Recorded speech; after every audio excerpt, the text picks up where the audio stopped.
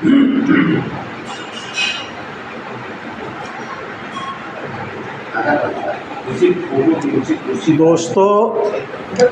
बौद्ध की आवाज़ यूट्यूब चैनल में आपका स्वागत है।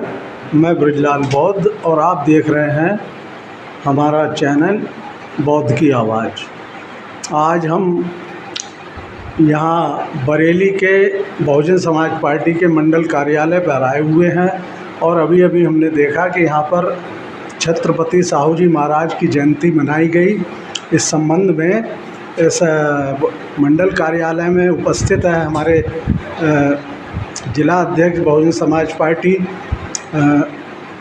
और पिछड़ा वर्ग के जो हमारे दो जिला अध्यक्ष, एक एससी से और एक बीसी से हैं।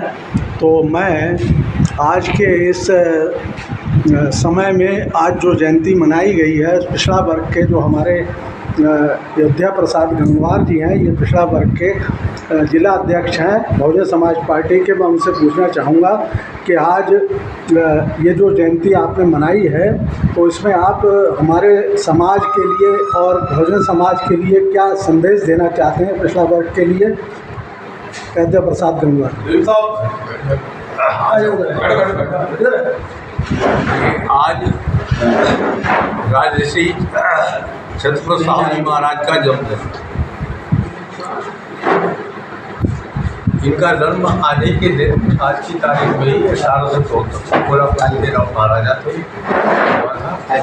और इनको जो है राष्ट्र का भारत की आरक्षण का जनक कहा जाता है, क्योंकि सबसे पहले इन्होंने ही दलितों, शोषकों, पीड़ितों के लिए 1902 में आरक्षण अपने राज्य में लागू किया, जिसे बढ़ा करके 1919 में 80% कर दिया। और ये हमारी बहुजन समाज पार्टी के जो महापुरुष हैं ज्योतिबा फूले और छत्रपति साहू महाराज, ये कुर्मी समाज में जन्मे थे और ये एकमात्र ऐसे थे जिनको राजऋषि की उपाधि प्राप्त हुई। छत्रपति की उपाधि तो मिलती थी राजऋषि, यानी जिन्होंने अपने राज्य का बहुत बड़ा हिस्सा शोषकों, पीड़ितों, दलितों के लिए जो है वो समानता कर आज जो बाबा साहब ने संविधान लिखा है, तो बाबा साहब भी उनको अपना मतलब एक गुरु के रूप में माना करते थे। बाबा साहब की पढ़ाई लिखाई में उनका बहुत बड़ा योगदान था। और जब 1922 में छत्रपति साहू जी महाराज का निधन हुआ तो बाबा साहब ने बहुत बड़ा अफसोस जाहिर किया था, कहा था कि मैंने अपना एक शौकीन तक आज इस दुनिया से खो दिया है।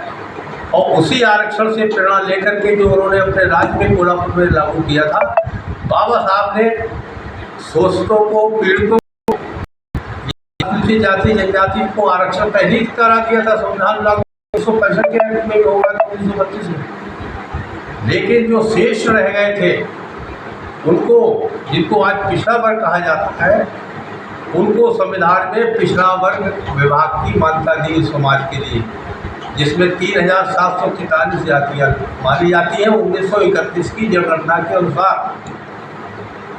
और उनको भी आगे बढ़ने के लिए छत्रपति साहू जी महाराज से प्रेरणा लेकर के उन्होंने धारा 340 भारतीय संविधान में व्यवस्था की पहले कि इनको भी आने वाली सरकारें जो है, जो भी जब देश आज़ाद हो कि संविधान सरकार बनेगी तो इनको भी, इनको आबादी के हिसाब से इनको हर समाज में, राजनीति के क्षेत्र में, सामाजिक क्षेत्र में, नौकरी के क्षेत्र में, प्रशासन के क्षेत्र में आरक्षण दिया जाए, देने का काम करेंगे। उसके लिए कमीशन बनाएंगे। तो इन्हीं का ये सब व्यवस्था बाबा साहब ने की थी, तो वो प्रेरणा लेकर के छत्रपति साहू जी महाराज। तो दूसरे नंबर में ये कह सकते हैं साहू जी महाराज चूँकि पिछली जाति के थे, आरक्षण के जनक थे,